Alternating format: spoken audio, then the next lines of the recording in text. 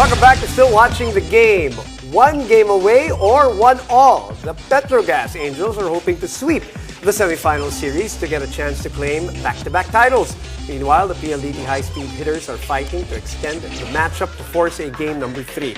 And still with us, of course, to discuss this side of the semifinal showdown, PVL analyst, and what again? The real deal! Neil Oh, it's gonna happen. Right. It's gonna happen. Parang wrestling nickname. Exactly. Not the right sport for you, Neil. But okay, let's stick with volleyball where you're an expert at.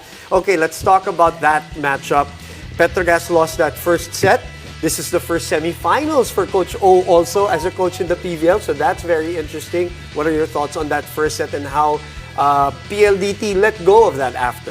Petrogas lost to PLDT in 5 sets in the preliminaries, but nakabawi sila in the semifinals game 1. And I would say gone are the days na you would see the stat sheet na may isa lang na gumagawa. Sometimes there would be club teams na ganun, only 1 or 2 players would shine. But for the Petrogas Angels, it has always been the balance provided by their attackers. 5 players scored in double digits, and even Sheng actually contributed 6. Oo nga, 6 points pa siya. For a setter to be able to provide 6 points, that was a lot. And again, I feel like the advantage of Petrogas would be their stable outside hitters na hindi lang magaling umatake, but very solid when it comes to ball control.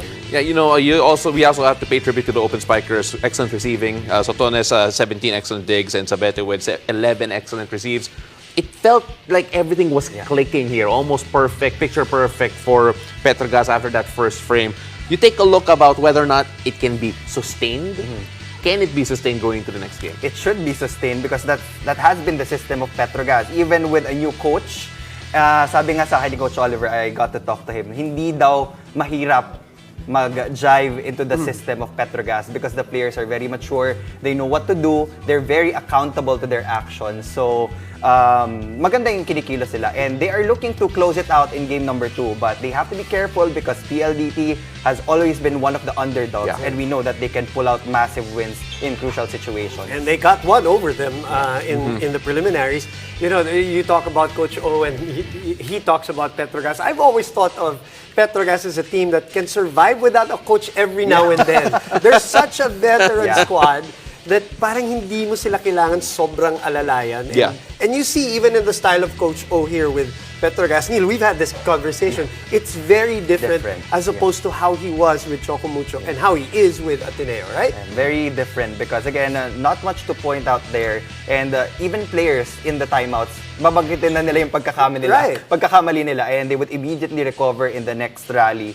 So, I'm sure they're looking forward to ending things in game number 2. And going to the finals again. Yeah, you know, PLDT, as we mentioned a while ago, took first blood. So we know that they can actually do damage against Petrogas. But what adjustment should be made because it really fell off a cliff right after that? Mendrez was really a marked woman rather in that game. They limited her to 11 points if I'm not mistaken. Jovi Prado had the most number of points, 18 points. But for me, the biggest adjustment would be the production of the middles. Palomata and Reyes has to be able to reach the same numbers as their counterparts because MJ Phillips and Rem Palma had a lot of attack points in as well. So kung hindi nila kayang i-match yun, Petrogas might have that advantage in game number 2. But again, for PLDT, the biggest, strongest player na meron sila would be Kat Arado. Hindi na nila kailangan alalahanin yung first pass and transition plays because they always know na maihahatid ni Kat Arado yung bola kay Rede Makulangan, and she always has an easy time setting up her attackers. Yun nga lang, they have to work on efficiency. Michelle Morente only had 9 points. She helped a lot in defense, pero kailangan yung atake talaga for the high-speed hitters. You talked about Mayan Mendrez being a marked woman in that match. That's also because the 2 games prior to this semifinal match, she was on fire for PLDT. What is your read on Coach Ralph with this PLDT squad, especially going up against his former squad, which he just won a championship with? Well, I just heard from some of my friends in the volleyball circuit that Coach Ralph is one of those coaches na masipag mag-aral. He scouts really well, he studies the videos, all the tendencies, and galing siya dun sa sistema eh. So he knows kung ano yung mga tweaks or lapses ng Petrogas na pwede nilang i-take advantage. But the fact that he is very, kumbaga, masipag in studying their opponents, that will go a long way for PLDT. So they just really need to execute properly because kahit maganda yung game plan, if hindi siya na-execute, baliwala din. So it's all about collaboration. You're my favorite ear in the volleyball circles. So mga chismis doon, I really like hearing it from you. But you talk about, so he likes studying. And what are the obvious changes do you think they're going to have to make? Because in the last game, most of the touches went to the wing spikers. Yeah. Will that change? Will things move around? Or, what can you predict with regards to that?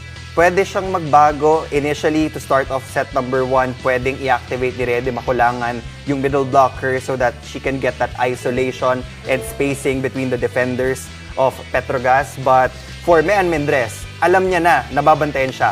So it's really up to these players to get past the defense of their opponents. Diskarte na. Ganun din, diskarte talaga eh. And you know na mabablock ka at times, madidepensahan ka.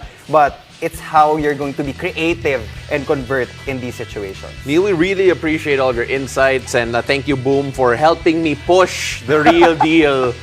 Neil Flores. You know you're staying on for basketball after a second. You have your ear there too, right? Just kidding. Really appreciate you, Neil. See you in the Thank games. you.